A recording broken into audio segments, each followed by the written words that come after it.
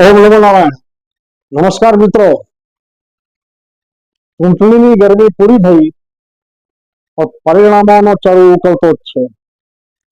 આપણા ત્યાં કહેવત છે કે સાપ ગયા લીસોટા ગયા.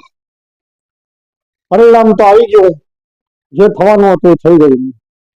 પણ પાટણના શંકરભાઈ ચૌધરી બનાસકાંઠાની દૂધ મંડળીઓને બરાબર કોરડે ઊંચી રહ્યા છે. ચૂંટણી ટાઈમે બનાસ ડેરી એમ કહેતી હતી એટલે એના અધિકારીઓ, કર્મચારીઓ અને શંકરભાઈ કે જ્યાંથી વોટ ન મળે એને જોઈ લઈશું અને જ્યાં વોટ મળે એને નવી મંડળી આપીશું. વોટ નથી મળ્યા એવા સ્થાનોમાં, એવી મંડળીઓમાં, ખાસ કરીને ઇતર કોમની મંડળીઓને અત્યારે બરાબરના દંડ ફટકારવાની પ્રવૃત્તિ ચાલી રહી છે. અને ગમે તે બાબે, ગમે તે કારણે પણ અત્યારે દૂધ મંડળીઓને દંડ ફટકારવાનું જે ચાલે છે એના કારણે દૂધ મંડળીના ચેરમેનો, મંત્રીઓ, સભાસદો અને જે તે ગામ ખૂબ નારાજ છે.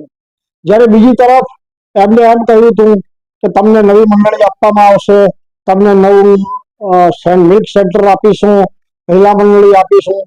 આ બધા લોકો અત્યારે વળખા મારે છે અને એમને કંઈ મળતું નથી. આ બધી જ ચર્ચા, આ બધી જ વાતો, ચૂંટણીના પરિણામની વાતો પણ જિલ્લા ભાજપના આગેવાનો પ્રદેશમાં કરી રહ્યા છે, જઈ રહ્યા છે. પ્રદેશના આગેવાનોનો સમય લઈ અને એમને વિનંતી કરીને, એમને વાત કરીને સમજાવવાની કોશિશ ચાલી રહી છે. પણ પ્રદેશ આ બાબતમાં કેટલું ગંભીર બનશે એ એક સવાલ છે અને એની ગંભીરતા ઉપર જ આગામી દિવસોના પરિણામો નક્કી થશે.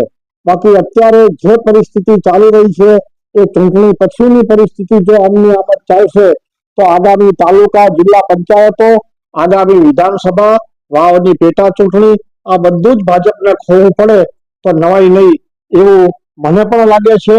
રાજકીય અભ્યાસુઓનો અને રાજકીય પંડિતોને પણ લાગે છે. એટલું હું આજે આપ સૌને જણાવવા માંગુ છું. ભારત માતા કી જય.